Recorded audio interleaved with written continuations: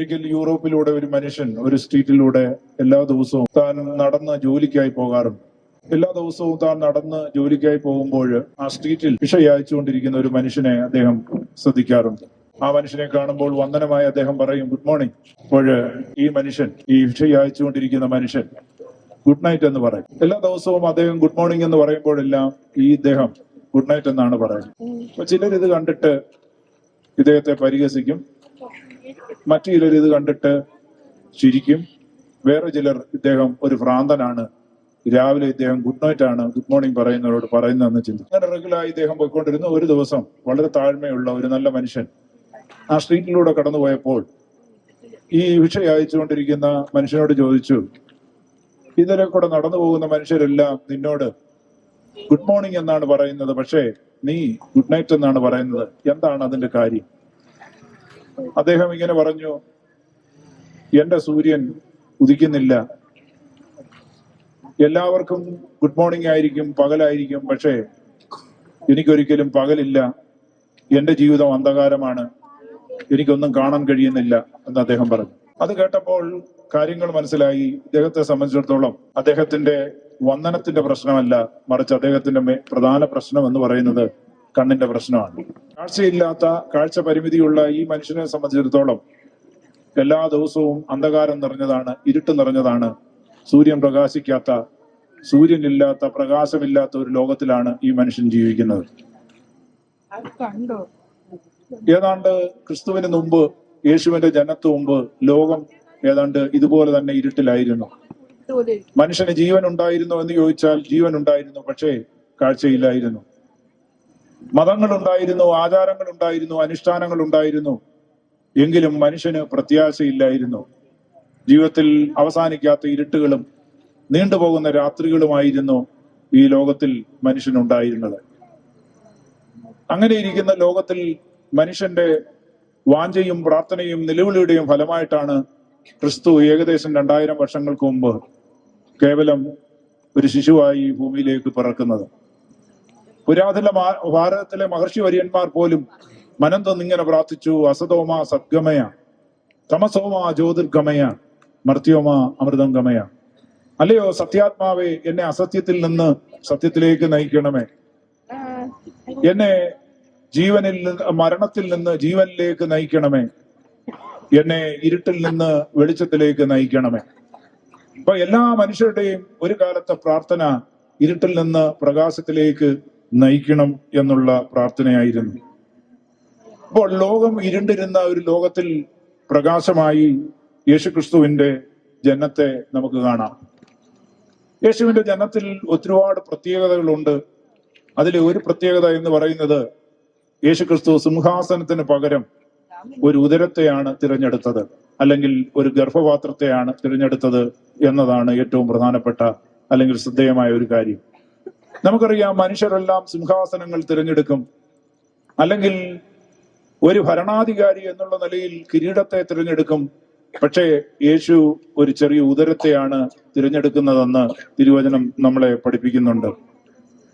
ഒരു ദൈവത്തിന് ഈ ഭൂമിയിലേക്ക് വരണമെങ്കിൽ ഒരുപാട് ഓപ്ഷൻ ഉണ്ട്. അന്നത്തെ കാലത്ത് ഭരിച്ചുകൊണ്ടിരുന്ന റോമ ചക്രവർത്തിയുടെ കൊട്ടാരത്തിൽ യേശുവിന് ഒരു രാജാവായി അല്ലെങ്കിൽ ചക്രവർത്തിയായി ജനിക്കാമായിരുന്നു.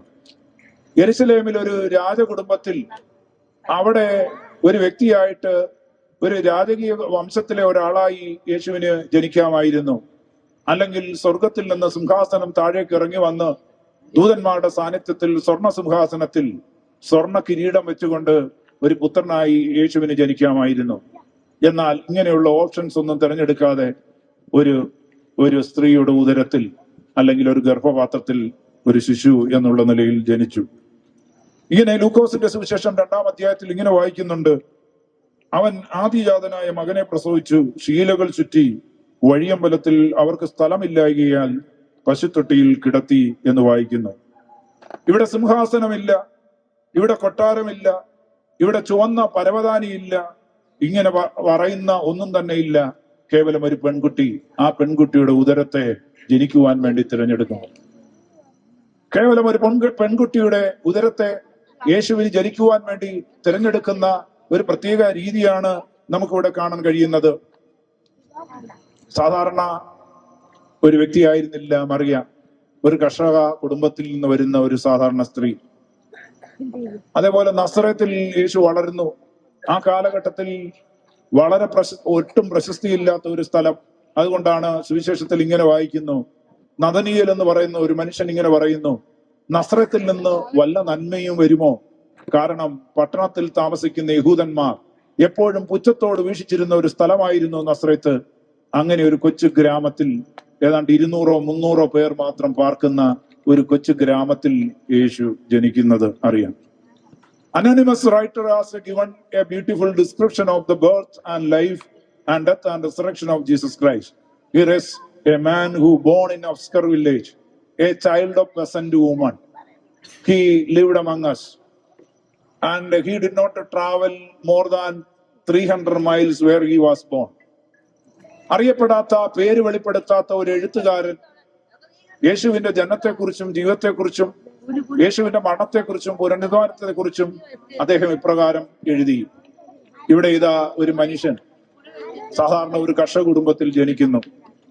ഒരു കാർഷികവൃത്തി ചെയ്ത് ജീവിച്ചിരുന്ന ഒരു കുടുംബത്തിൽ നിന്ന് ഒരു കുഞ്ഞായി ജനിക്കുന്നു. താൻ ജനിച്ച സ്ഥലത്ത് നിന്ന് 300 മൈലിനപ്പുറം താൻ ഒരിക്കലും യാത്ര ചെയ്തിട്ടില്ല. താൻ ഒരിക്കലും ഒരു വലിയ പട്ടണത്തിൽ കാലുകുത്തിയിട്ടില്ല. തനിക്ക് സ്വന്തമായി ഒരു വള്ളം പോലും യാത്ര ചെയ്യാനില്ലായിരുന്നു. ഒരു കഴുതക്കുട്ടിയെ പോലും തനിക്ക് സ്വന്തമായില്ലായിരുന്നു. എന്നിട്ടും ആ യേശു സ്വന്തമായി ഒരു ഓഫീസ് തനിക്കില്ലായിരുന്നു. സ്വന്തമായി ഒരു പുസ്തകം താൻ രചിച്ചിട്ടില്ലായിരുന്നു. എങ്കിലും ഒരു സാധാരണക്കാരനായി ഈ ഭൂമിയിൽ ജനിച്ച് ജീവിച്ചു. അങ്ങനെ ഒരു ദിവസം അവരുടെ സന്തത സഹചാരിയായ ചിലർ യേശുവിനെ വിട്ട് ഓടിപ്പോയി. അതിലൊരാൾ യേശുവിനെ തള്ളിപ്പറഞ്ഞു. മറ്റൊരാൾ യേശുവിനെ ഒറ്റിക്കൊടുത്തു. മറ്റു കൂട്ടുകാരെല്ലാം ഓടിപ്പോയി. അവസാനം യേശുവിനെ ക്രൂശിക്കുകയും യേശു മരണം വരിക്കുകയും യേശു പിന്നീട് ഉയർത്തെഴുന്നേൽക്കുകയും ചെയ്യുന്ന ഒരു ചിത്രം ബൈബിൾ നമുക്ക് കാണിച്ചു തരികയാണ്. അപ്പൊ ഇവിടെ നമ്മൾ കാണുന്നത്, ഇവിടെ യേശു ഒരു സാധാരണക്കാരനായ ഒരു മനുഷ്യനായി ജനിച്ചു. ആരും ലോകവും ആ യേശുവിന്റെ ജീവിതത്തെക്കുറിച്ച് തിരിച്ചറിയാത്ത ഒരു സാഹചര്യത്തിൽ മനുഷ്യനെ ഇംപ്രസ് ചെയ്യുവാൻ വേണ്ടിയല്ല യേശു ജനിച്ചത്, ബട്ട് ഐഡന്റിഫൈ വിത്ത് ദം. യേശു ആരെ ഇംപ്രസ് ചെയ്യുവാൻ വേണ്ടി യേശു ജനിച്ചില്ല. മനുഷ്യരുടെ ഇടയിൽ അവനെ തിരിച്ചറിയത്തക്ക നിലയിൽ അവൻ ജനിച്ചു എന്ന് നമുക്കറിയാം. ഇവിടെ ഞാൻ പറഞ്ഞുകൊണ്ടിരിക്കുന്നത് ഉദരത്തെക്കുറിച്ചാണ് ഞാൻ പറഞ്ഞുകൊണ്ടിരിക്കുന്നത്, അല്ലെങ്കിൽ ഒരു ഗർഭപാത്രത്തെ കുറിച്ചാണ് ഞാൻ പറഞ്ഞുകൊണ്ടിരിക്കുന്നത്.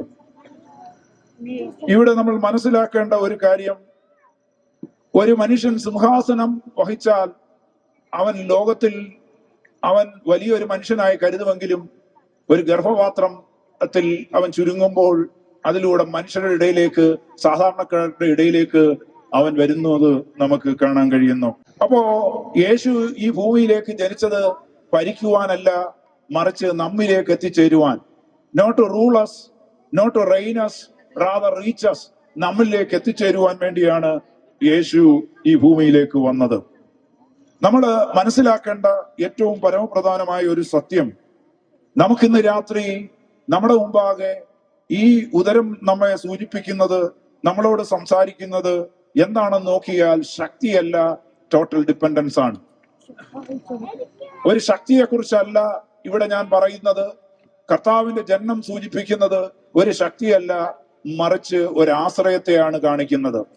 ഇവിടെ മറിയയുടെ ഗർഭപാത്രത്തിൽ ഒരു ഉദരത്തിൽ യേശു പിറക്കുമ്പോൾ അതിലൂടെ എന്താണ് മനസ്സിലാക്കുന്നത്? യേശുവിന് നടക്കാൻ കഴിയില്ല, യേശുവിന് സംസാരിക്കാൻ കഴിയത്തില്ല, യേശുവിന് ചലിക്കാൻ കഴിയത്തില്ല.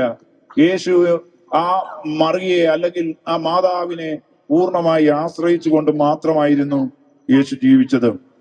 ലോകത്തെ മുഴുവൻ സൃഷ്ടിച്ചവൻ, ലോകത്തിന് മുഴുവൻ മഹത്വമായവൻ, ഒരിക്കലും ഉറങ്ങാത്തവൻ മറിയയുടെ ഗർഭപാത്രത്തിൽ ഉറങ്ങേണ്ടതായി വരികയാണ്.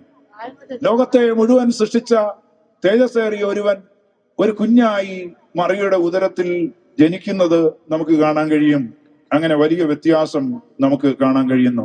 ഇന്ന് രാത്രികാലം ഈ സമൂഹത്തോട് എനിക്ക് വിളിച്ചു പറയുവാനുള്ള ഏറ്റവും വലിയ സന്ദേശം എന്ന് പറയുന്നത്, യേശുക്രിസ്തുവിന്റെ ജനനം യേശുക്രിസ്തു എത്ര വലിയവനെന്ന് സൂചിപ്പിക്കുവാൻ വേണ്ടിയല്ല, നമ്മെ സ്നേഹിച്ചത് നിമിത്തം ഏതറ്റത്തോളം യേശുവിന് വരാൻ കഴിയുമെന്നുള്ളതാണ് ഈ സന്ദേശം നമ്മളെ സൂചിപ്പിക്കുന്നത്. ഞാൻ വീണ്ടും ആവർത്തിക്കുകയാണ്, യേശുവിന്റെ ജനനം സൂചിപ്പിക്കുന്നത് ദൈവം അത്ര വലിയവനെന്നുള്ളതല്ല, നമുക്ക് വേണ്ടി ഏതറ്റം വരെ യേശു വരുമെന്നുള്ളതാണ് സൂചിപ്പിക്കുന്നത്. യേശു നടക്കുന്നില്ല, യേശു സംസാരിക്കുന്നില്ല, യേശു മറിയെ മാത്രം ആശ്രയിച്ചുകൊണ്ട് ഒരു ഗർഭപാത്രത്തിൽ ഒരു ദൈവം ചുരുങ്ങുന്നതാണ് വലിയൊരു അത്ഭുതമാണ് നമുക്കിവിടെ കാണാൻ കഴിയുന്നത്. യേശു പുറത്തുനിന്ന് ഭരിക്കാനല്ല അവൻ ആഗ്രഹിച്ചത്. അവൻ മനുഷ്യരുടെ ഇടയിലേക്ക് ഇറങ്ങി വന്ന് മനുഷ്യനെ റിപ്പയർ ചെയ്യുവാൻ അവൻ ആഗ്രഹിച്ചു. അതുകൊണ്ടാണ് മനുഷ്യരുടെ ഇടയിലേക്ക് അവൻ വന്നത്. അവനെ തിരഞ്ഞെടുപ്പിലൂടെ അവന്റെ രക്ഷ, യേശുവിന്റെ ജനനത്തിലൂടെ നമുക്ക് രക്ഷ ഉറപ്പാക്കുന്ന യേശുവിന്റെ ജനനത്തെയാണ് നമുക്ക് കാണാൻ കഴിയുന്നത്. നിങ്ങൾ നോക്കൂ, യേശു പലതരത്തിലുള്ള പ്രോസസ്സിലൂടെ കടന്നുപോയി. 1, ഗർഭത്തിൽ ഒരു ശിശു എന്നുള്ള നിലയിൽ ജനിച്ചു. 2, അതിനുശേഷം യേശു വളർന്നു. 3, എല്ലാവർക്കും വിശന്നതുപോലെ യേശുവിനും വിശന്നു. എല്ലാവർക്കും വേദനിക്കുന്നത് പോലെ യേശുവിനും വേദനിച്ചു. എന്തിനാണ് യേശു വിശന്നത്? എന്തിനാണ് യേശു കരഞ്ഞത്? എന്തിനാണ് യേശുവിന് വേദനകൾ സഹിച്ചത്? നമ്മുടെ വേദനകളെ അറിയുവാൻ, നമ്മുടെ പ്രശ്നങ്ങളെ അറിയുവാൻ, നമ്മുടെ നൊമ്പരങ്ങളെ അറിയുവാൻ, നമുക്ക് നമ്മോടുകൂടെ ആയിരിക്കുവാൻ വേണ്ടി, നമ്മുടെ പ്രശ്നങ്ങളെ അറിയുവാൻ വേണ്ടിയാണ് യേശു അങ്ങനെ ജനിച്ചത്.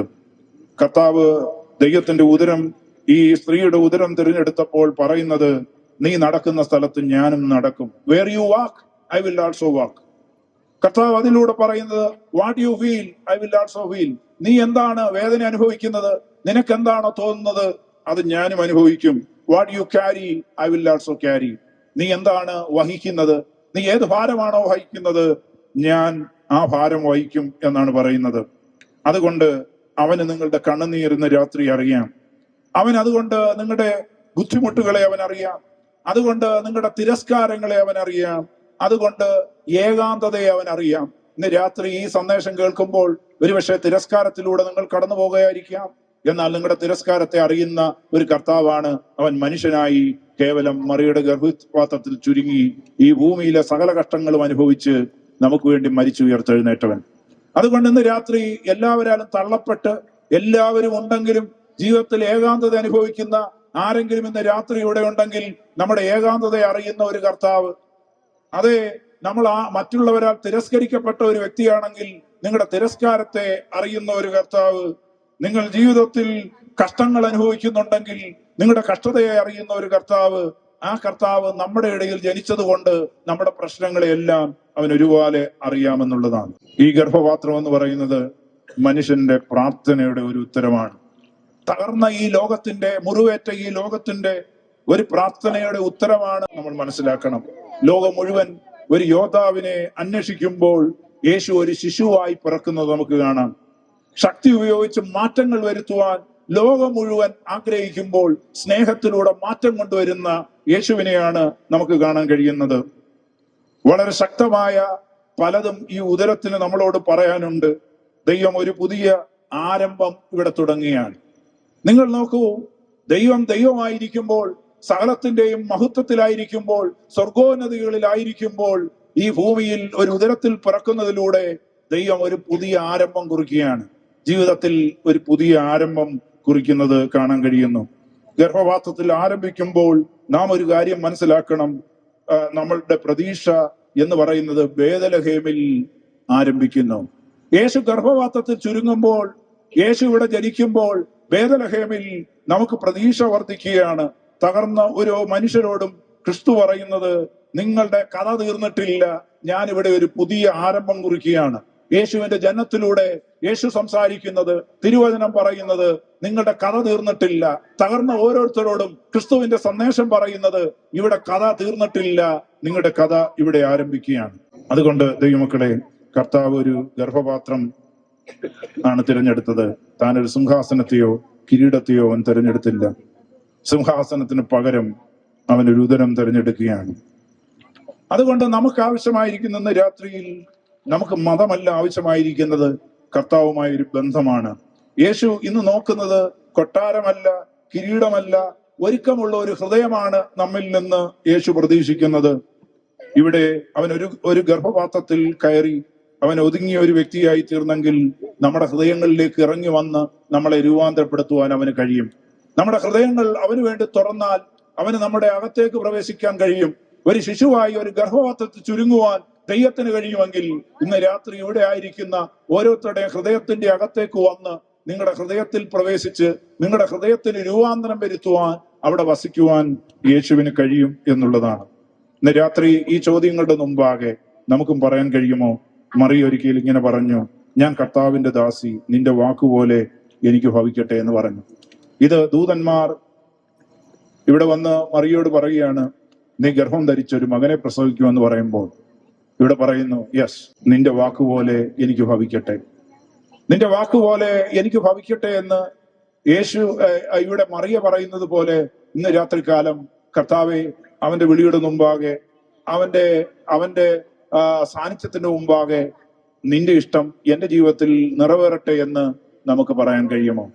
ഇവിടെ ഇതാ സ്വർഗോന്നതങ്ങളെ വെടിഞ്ഞ് താണഭൂമിയിലേക്ക് ഇറങ്ങി വന്ന ദൈവം ഒരു ഉദരം തിരഞ്ഞെടുത്തു. എന്തിനു വേണ്ടി?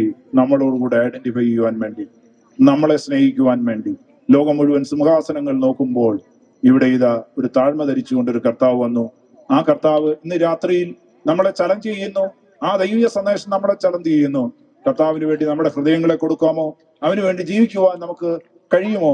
അങ്ങനെയെങ്കിൽ നമുക്ക് ദൈവസന്നിധാനത്തിൽ സമർപ്പിക്കാം, കണ്ണുകളടയ്ക്കാം, നമുക്ക് ദൈവത്തോട് പ്രാർത്ഥിക്കാം. ഒരു നിമിഷം നമുക്ക് എല്ലാവർക്കും ചേർന്ന് ഈ ക്രിസ്മസ് സീസണിൽ നമുക്ക് ദൈവത്തോട് നമ്മുടെ ഹൃദയങ്ങളെയൊക്കെ ഒന്ന് സമർപ്പിച്ചിട്ട് കർത്താവിനോട് നമുക്ക് പറയാം, കർത്താവെ, നീ എന്നെ സ്നേഹിച്ചു. കർത്താവെ, അവിടുന്ന് ഈ ഭൂമിയിലേക്ക് വരുവാൻ വേണ്ടി ഒരു സിംഹാസനം തിരഞ്ഞെടുക്കാമായിരുന്നു, ഒരു കിരീടം തിരഞ്ഞെടുക്കാമായിരുന്നു. എന്നാൽ ഇവയൊന്നും തിരഞ്ഞെടുക്കാതെ ഒരു ഗർഭപാത്രം തിരഞ്ഞെടുത്ത് ഞങ്ങളുടെ ഇടയിൽ പാർത്തു, ഞങ്ങളിലേക്ക് ഇറങ്ങി വന്നു, ഞങ്ങളുടെ വേദനകളെ കണ്ടു. നീ ഞങ്ങളുടെ റിജക്ഷനെ അറിയുന്നു, നീ ഞങ്ങളുടെ ഏകാന്തതയെ അറിയുന്നു, നീ ഞങ്ങളുടെ സ്ട്രഗിളിനെ അറിയുന്നു, എല്ലാം അറിയുന്ന ഒരു കർത്താവ. അതുകൊണ്ട് എന്റെ ജീവിതം നിനക്കായി തരുന്നു എന്ന് നമുക്ക് ദൈവത്തോട് പറയാം. സ്വർഗീയ പിതാവേ, ഈ നല്ല രാത്രിക്കായി സ്തോത്രം ചെയ്യുന്നു. ഈ ക്യാമ്പസിൽ ഞങ്ങൾക്ക് ഒരുമിച്ച് കടന്നു വന്നു ദൈവത്തെ മഹത്വപ്പെടുത്തുവാൻ ദൈവം കൃപ നൽകിയല്ലോ. ഈ രാത്രിയിൽ ഞങ്ങൾ പങ്കുവെച്ച സന്ദേശത്തിനായി സ്തോത്രം ചെയ്യുന്നു. അവിടുന്ന് 2000 വർഷങ്ങൾക്ക് മുമ്പ് ഈ താണഭൂമിയിലേക്ക് വന്നല്ലോ, ഞങ്ങളുടെ പാവങ്ങൾക്ക് വേണ്ടി അവിടുന്ന് മരിച്ചല്ലോ. കർത്താവെ, സകല മഹത്വവും അവിടുന്ന് വെടിഞ്ഞ് ഒരു സാധാരണ നിലയിലേക്ക് അവിടുന്ന് ഇറങ്ങി വന്ന് ഞങ്ങൾക്ക് വേണ്ടി ഞങ്ങളിൽ ഒരാളായി തീർന്ന് കഷ്ടമനുഭവിച്ച ആ ദിവസത്തെ ഞങ്ങൾ ഓർത്ത്, അവിടുത്തെ പ്രവൃത്തികളെ ഓർത്ത് ഞങ്ങൾ സ്തോത്രം ചെയ്യുന്നു. അവിടുന്ന് ഒരു ഗർഭപാത്രത്തിലേക്ക് ഇറങ്ങി വന്ന് ചുരുങ്ങി വന്നെങ്കിൽ ഞങ്ങളുടെ ഹൃദയത്തിലേക്കും വരുവാൻ അങ്ങയ്ക്ക് കഴിയുമെന്ന് ഞങ്ങൾ വിശ്വസിക്കുകയാണ്. ഇന്ന് രാത്രി ഞങ്ങളെ തന്നെ പരിപൂർണമായി സമർപ്പിക്കുന്നു. ദൈവവചനം കേട്ട എല്ലാവരെയും ഞാൻ സമർപ്പിച്ച് പ്രാർത്ഥിക്കുന്നു. ആ കർത്താവുമായിട്ടുള്ള റിലേഷൻഷിപ്പിൽ എത്തിച്ചേരുവാൻ ഞങ്ങൾക്ക് ഏവർക്കും അവിടുന്ന് കൃപ നൽകി ഞങ്ങളെ അനുഗ്രഹിക്കണമേ എന്ന് ഞങ്ങൾ അവിടുത്തോട് പ്രാർത്ഥിക്കുന്നു. യേശുവിൻ നാമത്തിൽ തന്നെ.